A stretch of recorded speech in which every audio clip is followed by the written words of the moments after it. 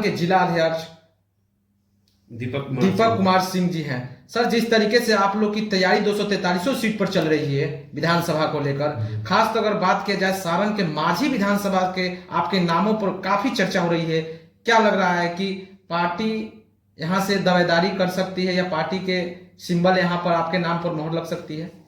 देखिए, जैसे आपने कहा 243, तो हमारी पूरे बिहार में तैयारी हमारी है, मैंने हमारे राष्ट्रीय अध्यक्ष के द्वारा, क्योंकि मैं तो एक जिला अध्यक्ष हूँ, हमारी लिमिट है 10 विधानसभा, तो हमारी तैयारी 200 विधानसभा में है। लेकिन हमारे पार्टी के कार्यकर्ता जो है, पार्टी के वर्कर, हमारे पार्टी के परिवार के जो सदस्य हैं, उनकी मांग है कि एक सीट हमको मिलना चाहिए। ऐसे भी कहीं ना कहीं सीट मिलेगा जिला में हम लोग को, लेकिन तैयारी हमारी 200 विधानसभा पे है। आपने कहा सर कि एक सीट मिलनी चाहिए, गरखा भी दावा है कि गरखा में भी आप लोग के सक्रिय काफी तेजी से है और माझी भी है, तो इनमें से जनता ये जानना चाहती है, आपकी कार्यकर्ता ये जानना चाहती है कि गरखा या माझी? देखिए, गरखा या माझी ये तो निर्णय हमारे राष्ट्रीय अध्यक्ष लेंगे। हमारी तैयारी 200 पे है। अगर गरखा आता तो गरखा पे लड़ेंगे, माझी आता तो माझी पे लड़ेंगे, एकमा आता है तो एकमा पे लड़ेंगे, नहीं आता है तो जो एनडीए का साथी होगा, क्योंकि हमारे नेता का विजन भी है मिशन 2025 225। हम सभी लोग का पूरे एनडीए परिवार का विजन है 225। अगर आएगा तो लड़ेगा, नहीं आएगा जिसको मिलेगा उसको मदद करेंगे पूरी तैयारी के साथ। सारण जो है सर, दोनों गठबंधन के जो है कब्जा है यहाँ पर, एनडीए और इंडिया। 10 विधानसभा सीट है और माना जाता है माझी जो है एक राजद का गढ़ माना जाता है, गठबंधन का, महागठबंधन की गढ़ माना जाता है। अगर नामों पर मोहर लगती है तो उस चुनौती कैसे आप स्वीकार कीजिएगा, क्योंकि वहाँ बड़े बड़े लोग चुनाव लड़ते हैं? देखिए, वहाँ आप सर्वे कीजिएगा तो जो स्थानीय विधायक अभी हैं उनके द्वारा जनता का पेट नहीं भरा गया, अपना पेट भरा गया। ये वहाँ के, हम नहीं बोल रहे, ये वहाँ की जनता बता रही है आपको। आप जाइए वहाँ सर्वे कीजिए उन्होंने क्या काम किया है। सिर्फ लूट खसोट ही किया है, और गर्व किसी का नहीं होता है। जनता जिसके साथ है उसका गर्व है। जनता जिसे नकार देगी आपको, गद्दी से उतार देगी, उतार कर फेंक देगी, किसी का गर्व कहीं नहीं होता है। और इस बार लड़ाई सिर्फ 10 को 10 विधानसभा में जाएंगे, एनडीए के पक्ष में ही जाएगा 10 को 10 विधानसभा। 10 विधानसभा माझी में क्या जनता का मांग है, कैसे देख रहे हैं जनता की उस समस्याओं को, आप कैसे देख रहे हैं, क्योंकि जन जन तक आप जा रहे हैं? जनता की मांग है जो एनडीए से आएगा उसको जिताएंगे। जो एनडीए से आएगा, चाहे लोजपा आ जाए, चाहे भाजपा आ जाए, चाहे जदयू है, चाहे हम है, चाहे रालोसपा है, जो आएगा उसको जिताएंगे।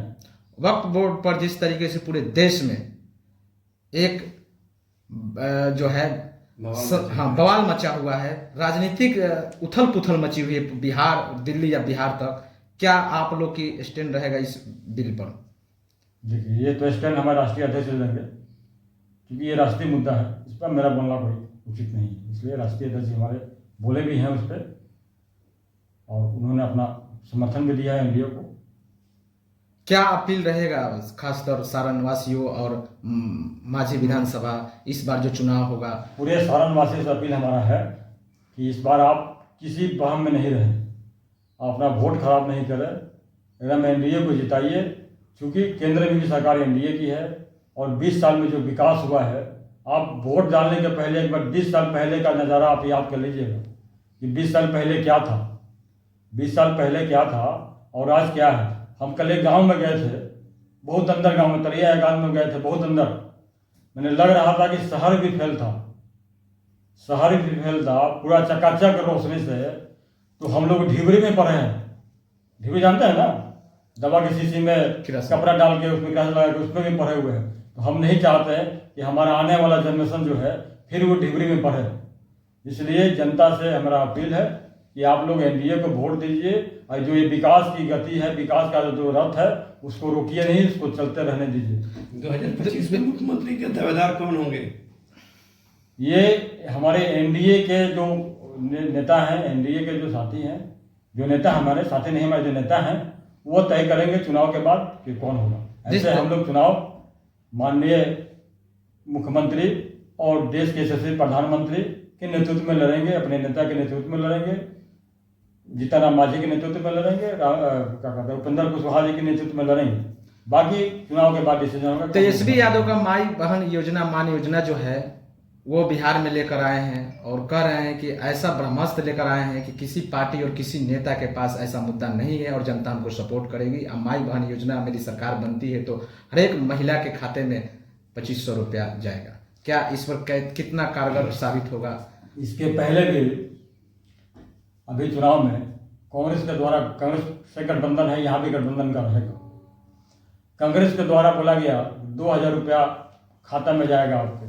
जब चुनाव खत्म हो गया, सरकार बनती है तब सर चुनाव खत्म हो गया, सुन लीजिए, जहाँ सरकार उनकी है वहाँ लोग गया था, जहाँ केंद्र में, जहाँ राज्य में सरकार है, लोग जब हटने लगा तो भागने लगे ये लोग, ठीक ना। और हम आपको एक वाक़या बताते हैं अपने छपरा के सारण के। यहाँ एक सम्मेलन था हवाई अड्डा में, लालू जी का कार्यक्रम था, मुख्यमंत्री थे। लालू जी आए और बोले डीएम साहब जितनी महिला यहाँ बाई जितना औरत मेहरारू लोग बा, सब लोग अगर वो साड़ी 500-500 रुपया दे दे। वहाँ का तो आगे चल गई, लोग लागल धंधा देवे डीएम साहब के ऑफिस पर। तो ऐसे झूठी पार्टी है और हमको नहीं उम्मीद है कि भारत बिहार की जनता, सारण की जनता इस झूठे पार्टी के चहकाओं में आएगी। वे ऐसे दल हैं जो आपके पास हैं तो आपको ले लेगी, आपसे देने वाली कहीं नहीं है। क्या 3 कोणीय मुकाबले के लिए प्रशांत किशोर जी तैयार हैं? क्या प्रशांत किशोर की पार्टी को आप लोग कैसे देखते हैं? अभी प्रशांत किशोर राजनीति में बहुत, जो बच्चा पैदा लेता है ना राजनीति में, अभी पैदा लिए हैं ये, कहीं त्रिकोणीय राजनीति नहीं है, आमने सामने की लड़ाई है, महागठबंधन और एनडीए से। बिहार विधानसभा का जो उपचुनाव हुआ था उसमें 10.5% अकेले लड़कर लाए थे। उपसभा चुनाव तक जीते नहीं ना, लड़ के लाए। अभी टिकट का बंटवारा होना दीजिए, टिकट का बंटवारा होने दीजिए। हम बोल रहे हैं ना कि हमको अगर पार्टी टिकट देगी तो लड़ेंगे, और नहीं देगी तो पार्टी का झंडा उठाएंगे। जो उनके पार्टी जाके पूछिए कितने कार्यकर्ता उन्होंने ज्वाइन किया है, उनके पार्टी में कितने कार्यकर्ता है। एक विधानसभा 10 सिर्फ कौन है प्रत्याशी है। अगर 100 लोग ज्वाइन किया है तो 90 आदमी वहाँ प्रत्याशी है, 10 कार्यकर्ता है। तो पार्टी चलती है कार्यकर्ता से, पार्टी प्रत्याशी से नहीं चलती है। और थोड़ा चुनाव का टिकट बांटने दीजिए, उसके बाद कितनी कुर्सियां टूटेंगी, उस उपचुनाव में कितने जगह कुर्सियां टूटी थी ये आप भी देखें, हम भी देखें। और आपके जिला में भी कितनी कुर्सियां टूटेंगी और कितने लोग गाली देगा ये आप भी देखेंगे, हम भी देखेंगे। विपक्ष लगातार हमलावर है सर। कहा जा रहा है कि नीतीश जी अब खटारा गाड़ी हो गए हैं, जनता उनको अब नकार देगी। जिस तरीके से राष्ट्रगाना पर हो या जिस तरीके से उनका एक प्रकार के टिप्पणी जाता है, हाँ, जो शरीर से होता है, उनको गतिविधि जो है मेंटली रूप से डिस्टर्ब कहा जा रहा है। प्रशांत किशोर जी बयान भी दिए हैं सर कि नीतीश जी का एक जो है दिमागी हालत खराब है, उनको एक मेडिकल जांच होनी चाहिए, इसका रिपोर्ट सरकार को देनी चाहिए। क्या लगता है सर? अगर मेंटली रूप से वो डिस्टर्ब होते हैं तो पूरे बिहार में दौरा किए हैं, हमारे सारण में भी आए थे। अगर वो मेंटली रूप से डिस्टर्ब हो गया, वहाँ कहीं ना कहीं कुछ कन्फ्यूजन हुआ होगा, जिसकी जांच सरकार भी करवा रही है, जांच भी होगी। अगर ऐसा ज़रूरत है कि भाई मेडिकल ट्रीटमेंट की ज़रूरत है तो बिल्कुल मेडिकल ट्रीटमेंट भी होना चाहिए।